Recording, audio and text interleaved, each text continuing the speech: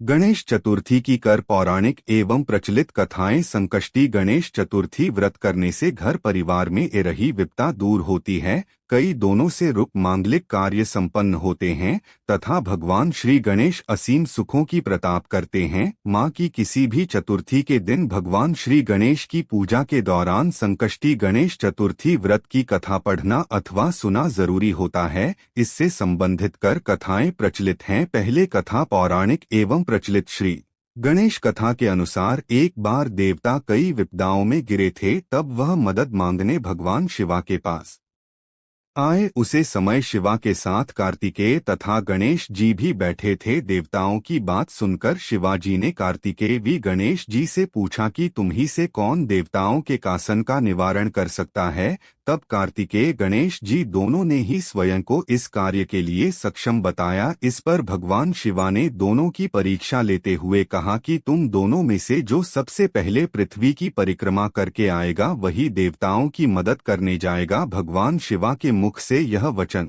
सुनते ही कार्तिकेय अपने वहां मोर पर बैठकर पृथ्वी की परिक्रमा के लिए निकाल गए, परंतु गणेश जी सोच में पड़ गए कि वह चूहा के ऊपर चढ़कर सारी पृथ्वी की परिक्रमा करेंगे तो इस कार्य में उन्हें बहुत समय लग जाएगा। तभी उन्हें गुफाएं उलझा। गणेश अपने स्थान से उठे और अपने माता पिता के साथ बार परिक्रमा करके वापस बैठ गए। परिक्रमा करके लौट पर कार्तिकेय स्वयं को विजेता बताने लगे। तब शिवाजी ने श्री गणेश से पृथ्वी की परिक्रमा न करने का कारण पूछा। तब गणेश ने कहा, माता पिता के चरणों में ही समस्त लोग हैं। यह सुनकर भगवान शिवा ने गणेश जी को देवताओं के संकट दूर करने की आजादी। इस प्रकार भगवान शिवा ने गणेश जी को आशीर्वाद दिया कि चतुर्थी के दिन जो तुम्हारा पूजन करेगा और रात्रि में चंद्रमा को आजा देगा उसके तीनों तप यानी तप तथा भौतिक तप दूर होंगे। इस व्रत को करने से व्रत भारी के सभी तरह के दुख दूर होंगे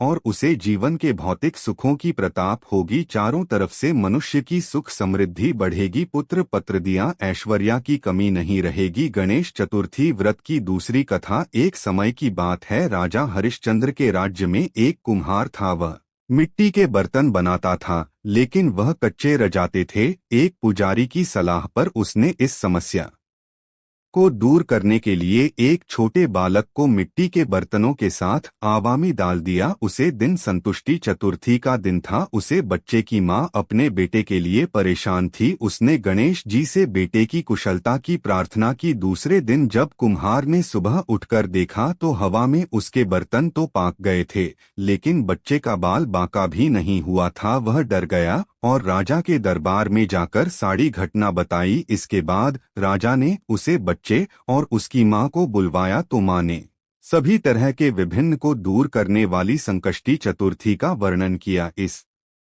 घटना के बाद से महिलाएं संतान और परिवार के सौभाग्य के लिए संकट चौथ का व्रत करने लगी। तीसरी कथा। एक समय की बात है, भगवान विष्णु का विवाह लक्ष्मी जी के साथ निश्चित हो गया। विवाह की तैयारी होने लगी। सभी देवताओं को निमंत्रण भेजे गए परंतु गणेश जी को निमंत्रण नहीं दिया। कारण जो भी रहा हो, तब भगवान विष्णु की बारात जान का समय गया। सभी देवता अपनी पत्नियों के साथ विवाह समारोह में आए। उन सब ने देखा कि गणेश जी कहानी दिखाई नहीं दे रहे हैं।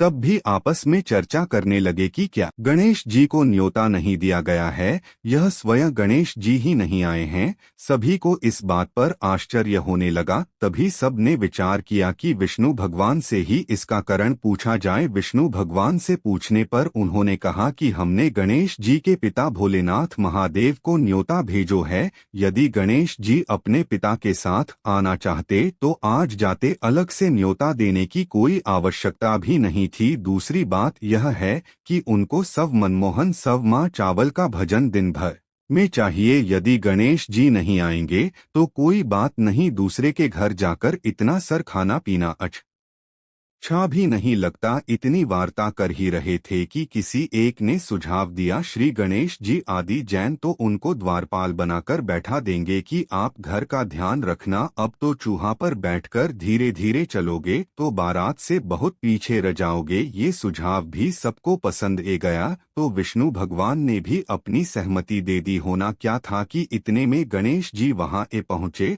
और उन्हें समझा बूझकर घर की रखवाली करने बैठा दिया। बारात जल्दी तब नारद जी ने देखा कि गणेश जी तो दरवाजे पर ही बैठे हुए हैं, तो वे गणेश जी के पास गए और रुकने का कारण पूछा। गणेश जी खाने लगे कि विष्णु भगवान ने मेरा बहुत अपमान किया है। नारद जी ने कहा कि आप अपनी मूषकसी को आगे भेज दें तो वह रास्ता खुद देगी, जिससे उनके वहां धरती में धंस जाएंगे। तब आपको सम्मान पूर्वक बुलाना पड़ेगा। अब तो गणेश जी ने अपनी मूषकसी जल्दी से आगे भेज दी और सीने जमीन पुली कर दी। जब बारात वहां से निकली तो रातों के पहिए धरती में दास गए। लाख कोशिश कारी परंतु पहिए नहीं निकले। सभी ने अपने अपने उपाय किया परंतु कहिए तो नहीं निकले, बल्कि जगह जगह से टूट गए। किसी की समझ में नहीं रहा था कि अब क्या किया जाए। तब नारद जी ने कहा, आप लोगों ने गणेश जी का अपमान करके अच्छा नहीं किया। यदि उन्हें माना कर लाया जाए तो आपका कार्य सीधा हो सकता है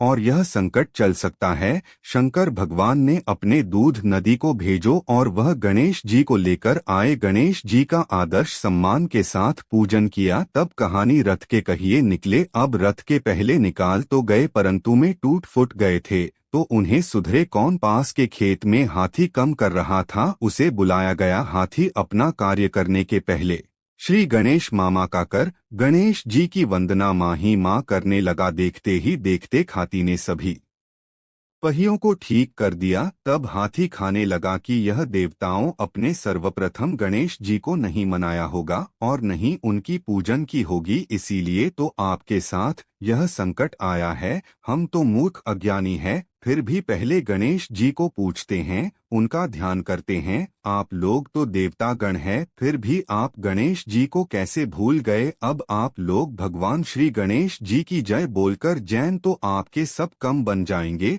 और कोई संकट भी नहीं आएगा। ऐसा कहते हुए बारात वहां से चल दी और विष्णु भगवान का लक्ष्मी जी के साथ विवाह संपन्न करके सभी सकुशल घर लौट आए थी। गणेश जी महाराज, आपने विष्णु जी को जैसो कारक सारी सबको सिद्ध करियो। बोलो गजानन भगवान की जय। चौथी कथा श्री गणेश चतुर्थी व्रत की पौराणिक कथा के अनुसार एक बार भगवान शिवा तथा माता पार्वती नर्मदा नदी के किनारे बैठे थे। वहां माता पार्वती ने भगवान शिवा से समय व्यतीत करने के लिए चौपाल खेलने को कहा। शिवा चौपाल खेलने के लिए तैयार हो गए, परंतु इस खेल में हर जीत का फैसला कौन करेगा, यह प्रश्न उनके समक्ष था। तो भगवान शिवा ने कुछ दिन के एकत्रित कर उसका एक पुतला बनाकर उसकी प्राण प्रतिष्ठा कर दी और पुतले से कहा, बेटा हम चौपड़ खेलने चाहते हैं परंतु हमारी हर जीत का फैसला करने वाला कोई नहीं है, इसीलिए तुम बताना कि हम दोनों में से कौन हर और कौन जीता। उसके बाद भगवान शिवा और माता पार्वती का चौपड़ खेल शुरू हो गया। यह खेल 3 बार खेल गया और संयुक्त से तीनों बार माता पार्वती ही जीत गई। खेल समाप्त होने के बाद बालक से हर जीत का फैसला करने के लिए कहा गया, तो उसे बालक ने महादेव को विजयी बताया। ये सुनकर माता पार्वती क्रोधित हो गई और क्रोध में उन्होंने बालक को लंगड़ा होने कीचड़ में पड़े रहने का श्राप दे दिया। बालक ने माता पार्वती से माफी मांगी और कहा कि यह मुझे अज्ञानता अवश्य हुआ है, मैंने किसी द्वेष भाव में ऐसा नहीं किया। बालक द्वारा क्षमा मांगने पर माता ने कहा, यहाँ गणेश पूजन के लिए नाग कन्याएं आएंगे, उनके कहीं अनुसार तुम गणेश व्रत करो, ऐसा करने से तुम मुझे प्राप्त करोगे। यह कहकर माता पार्वती शिवा के साथ कैलाश पर्वत पर चली गई। 1 वर्ष के बाद उसे स्थान पर नागकन्या आई। तब नागकन्याओं से श्री गणेश के व्रत की विधि मालूम करने पर उसे बालक ने 21 दिन लगातार गणेश जी का व्रत किया। उसकी श्रद्धा से गणेश जी प्रसन्न हुए। उन्होंने बालक को मनोवांछित फल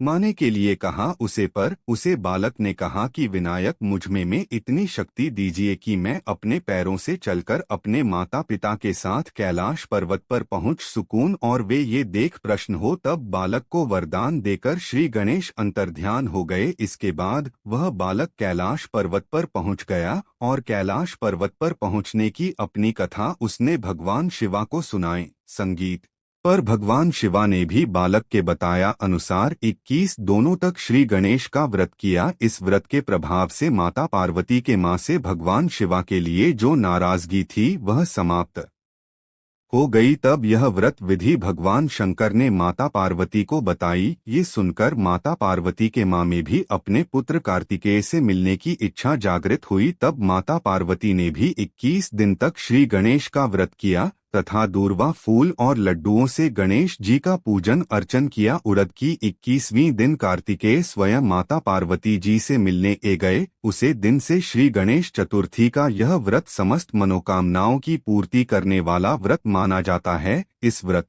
को करने से मनुष्य के सारे कष्ट दूर होकर मनुष्य को समस्त सुख सुविधा प्राप्त होती है। मित्रों, वीडियो अच्छी लगी हो तो हमारे YouTube चैनल को सब्सक्राइब और वीडियो को लाइक करके कमेंट में हर हर महादेव लिखना ना भूले ताकि हम इसी तरह सनातन संस्कृति का प्रसार करते रहे। धन्यवाद।